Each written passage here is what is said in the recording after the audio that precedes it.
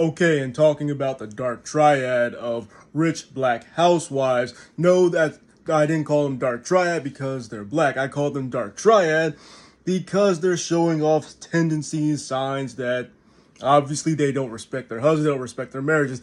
And to be honest, I'm having a hard time trying to sympathize. I empathize, but I'm having a hard time trying to sympathize with the men in question. Please direct all simp comments to the comment section. I will like all of them, but I'm not going to care. That being said, bottom line is I can't sympathize with them because they chose to marry him. When I say they chose to marry him, I mean, let's run it from the top. Jada Pinkett Smith.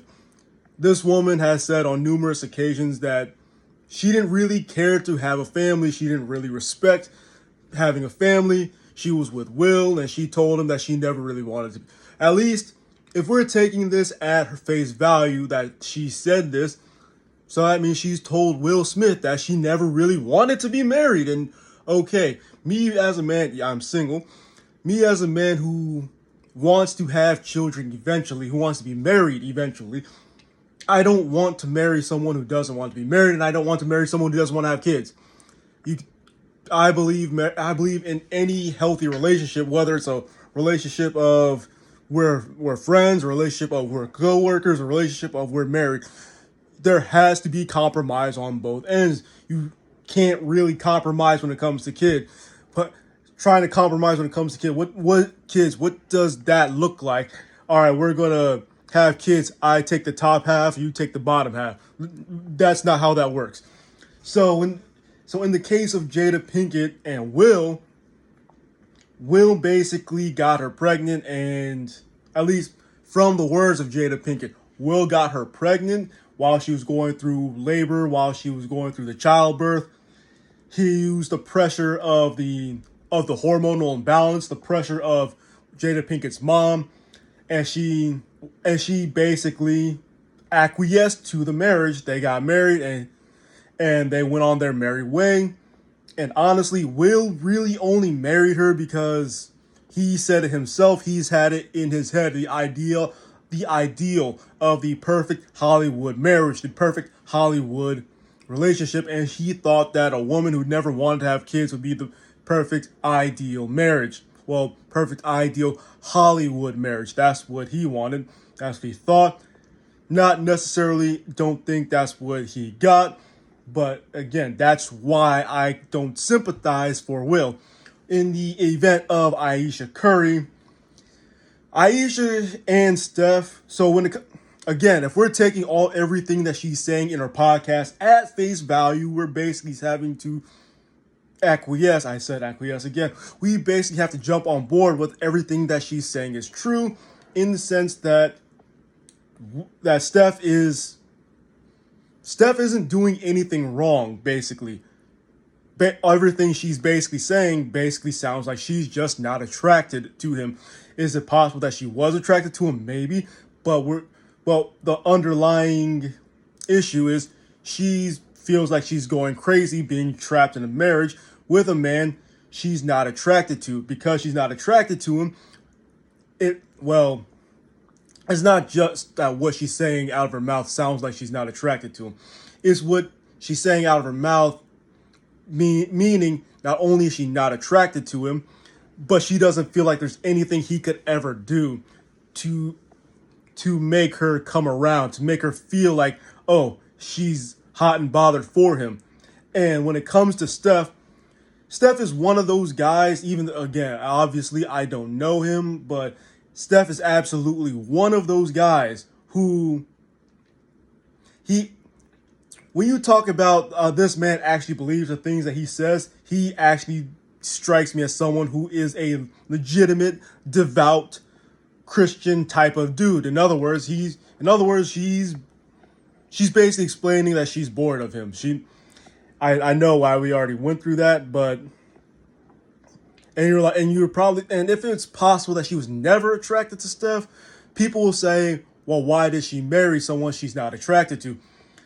Okay, if you want to ask a question of why would anybody marry someone they're not attracted to, why do people have sex with people they hate all the time?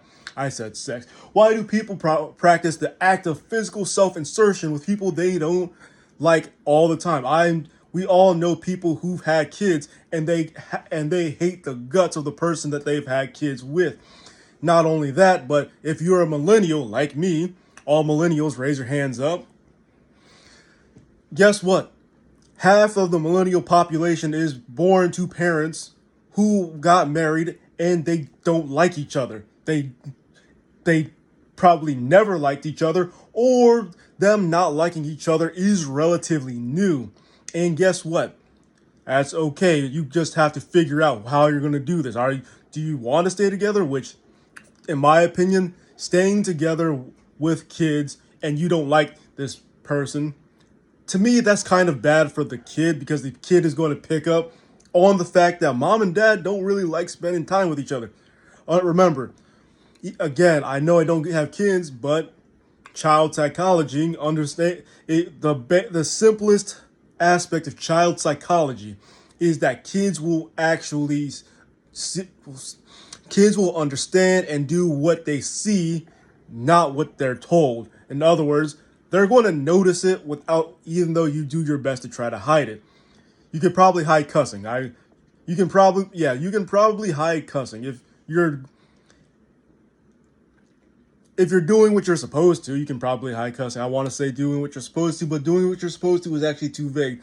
But yeah, so in the event of Aisha and Steph, it's just a situation that kind of hurts everybody involved.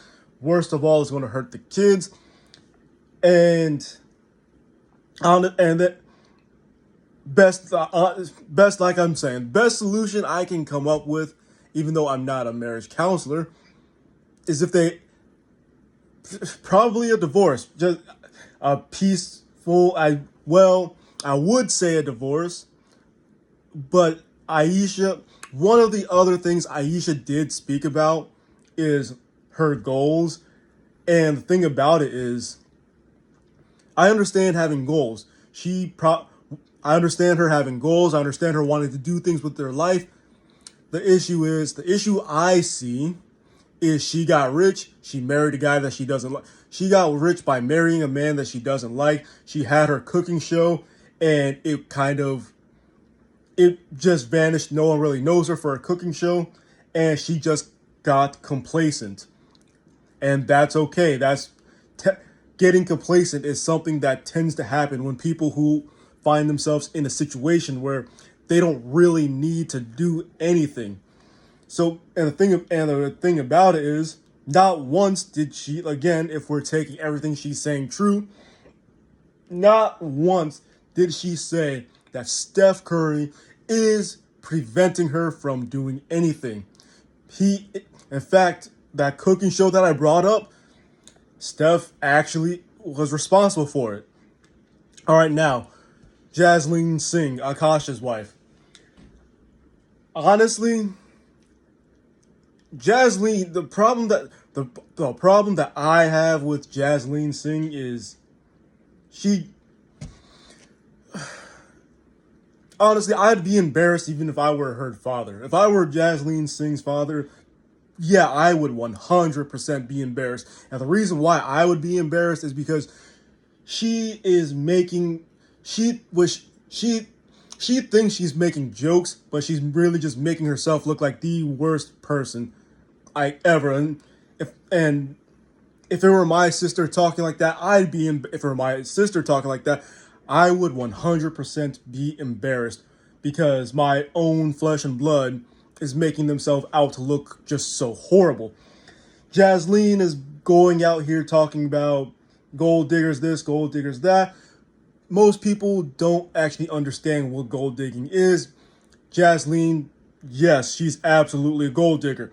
The reason why I say she is because there's nothing wrong with making sure that your spouse, your future spouse, your fiance, your boyfriend, girlfriend, whatever, there's nothing wrong with making sure that they are financially stable. The issue that I have with her is she's just making it look like she's only with Akash for the money. And that's what makes a gold digger a gold digger. Your one reason of being with this person is the money. And these are all things these are all things that's coming out of her mouth. Not only are they coming out of her mouth, when Akash tried to use his comedy show as therapy, and he basically gave that story of how he tried to he tried to give a story basically saying that his wife isn't all that bad, blah blah blah. Then his wife basically told a story about how she basically left him because she was working and finances were going down the drain, and she left him because she left Akash while they were married because Akash's mother came into town.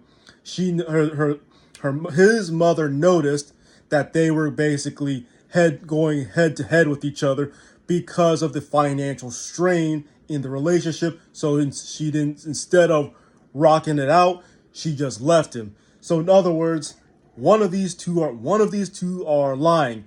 Now, the reason why I don't have any sympathy in Akash's situation, honestly, personally, for one, I'm not any woman I've met, and I've met a lot of. I've just said met a lot of women, but any woman I meet who basically has that type of speech pattern when she speaks, I already know for a fact I'm not going to be in for a good time just on the virtue of it's that kind of speech pattern. It kind of feels like nails on a chalkboard. It's just not pleasing to me. Now, you could be a great person and we can have good conversations, but you can't be in my house. That's just how I feel. Now, there's more onto it. I just want to talk about that one thing regarding the way she speaks. Now, everything else, her going up, talking about having an orgy with her co-host's husband in front of Akash, her fantasizing about having sex. I said sex again. Her fantasizing about performing the act of physical self-insertion with another man in front of Akash, her husband.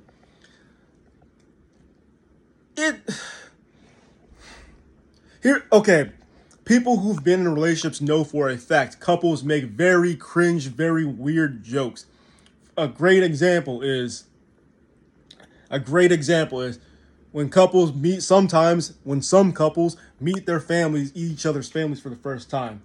Hey, you might get nervous and you might say something like, hey, glad to see you. I'd like to do your parents. Oh, did you say, do you like to do my parents? Just don't do my dad doggy style because he's got bad knees. If that's the case, then that's the case, missionary all the way. It's weird, it's cringy. That's just sometimes one of those things that couples do. And no, that's not me making up for Jasleen. That's me saying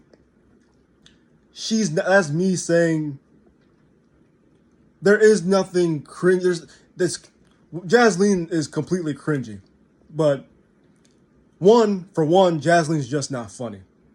That's just the bottom line. She's trying to be a social media podcast comedian, but there's absolutely nothing funny about her. So when there's nothing funny about a comedian, it's only a matter of time before you realize, oh, it's not funny because she means this.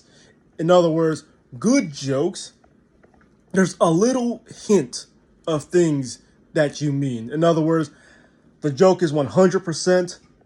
The actual I mean it is about 5 to 10%. All of this, it literally just sounds like she's just blatantly airing out the fact that she has nothing but hate